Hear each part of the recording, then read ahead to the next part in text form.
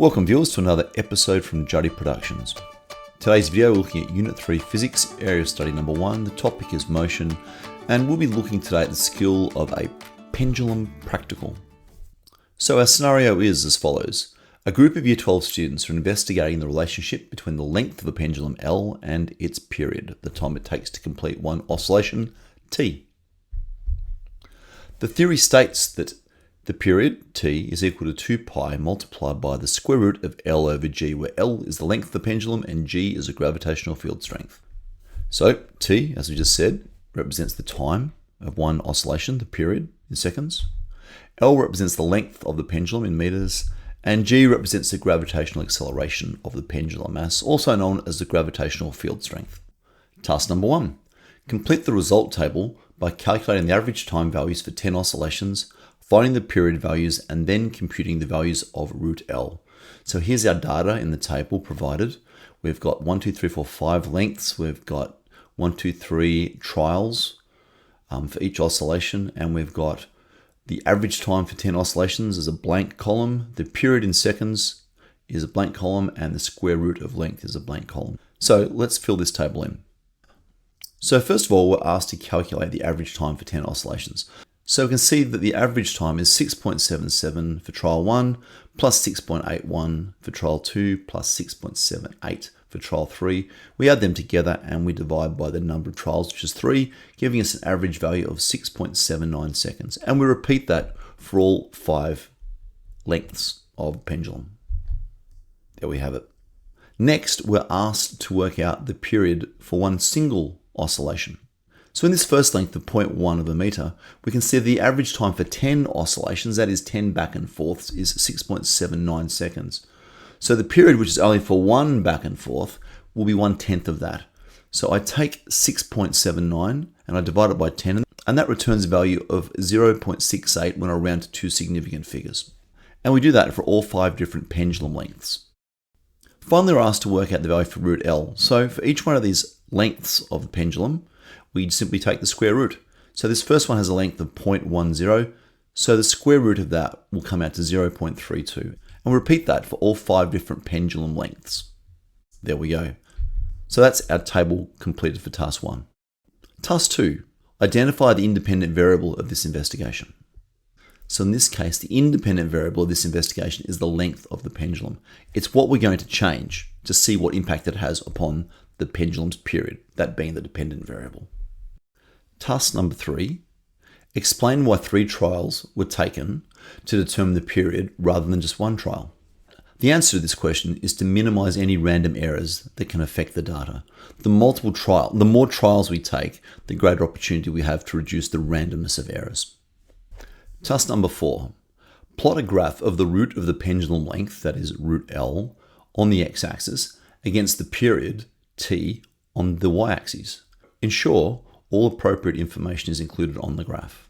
So here's our graph. We've got T, the period in seconds, on the vertical axis, and root L, the square root of the pendulum length, on the horizontal axis. We see we have a nice straight line here with a linear association between 2 variables. Please also note the plotting of this graph takes up at least half of the period scale and half of the square root scale to make this a valid graph.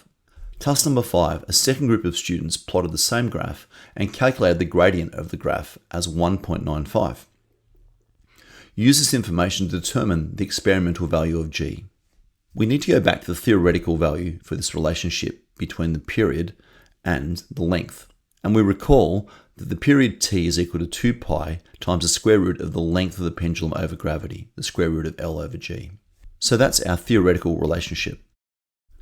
Our graph, on the other hand, has a general form of y equals mx plus c, where in this case, y, the dependent variable, as can be seen in this graph, the vertical axis represents the period t. The gradient of this graph has been given to us in the question as 1.95. The x variable, that is the independent variable on the horizontal axis, is root L, and c is the y-intercept. In this case, the linear relationship tracks back to the intercept of the origin, that is 0. So our y-intercept has a value of 0. So from the graph, the relationship we've determined in this question with a gradient of 1.95 is t equals 1.95 times root L. So there we have it. On the left-hand side, we have a theoretical relationship, t equals 2 pi multiplied by the square root of L on G. And on the right-hand side, we have a graphically determined relationship of t equals 1.95 times root L. The next step involves rearranging the theoretical equation so it looks more like the format of the graphing equation, where we have t on the left-hand side is equal to some constant multiplied by root L.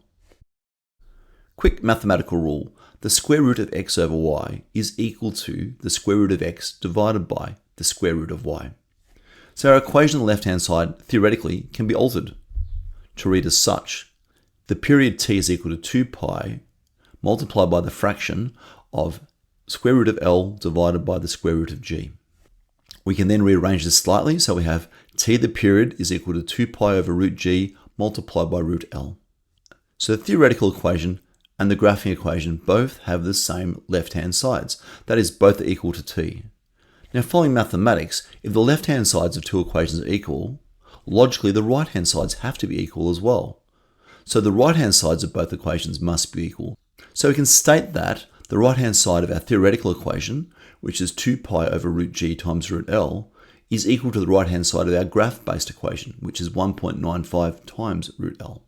So now we've equated both right-hand sides of the previous equations. We have 2 pi over root G times root L is equal to 1.95 times root L. Clearly, we can divide both sides by root L as a common factor to simplify this equation. We end up with 2 pi over root G is equal to 1.95. Now we want the G as our unknown on one side of the equation and all our other values on the other side of the equation. So first of all, let's multiply both sides by root G. That gives us 2 pi equals 1.95 times root G. So at the moment, our value for G has been square rooted and then multiplied by 1.95.